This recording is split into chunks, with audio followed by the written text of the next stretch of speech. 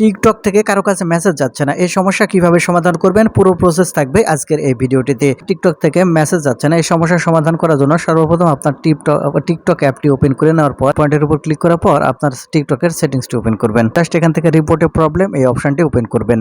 এই অপশনটি আপনি এখান থেকে ওপেন করবেন। হাউ টু রিপোর্ট এই অপশনটি ওপেন করবেন। আদার্সটি এখান থেকে আপনারা সিলেক্ট করবেন।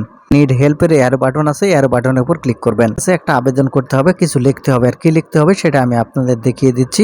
আপনারা এটা সুন্দরভাবে দেখে লিখে নিয়ে রাখবেন, তারপরে আপনারা চাইলে ব্যবহার করতে পারবেন। দেখুন স্ক্রিনশট নিতে বললাম, আপনার সেই স্ক্রিনশটটি এখানে ক্লিক করবেন। ক্লিক করার পর আপনার গ্যালারি ওপেন হবে।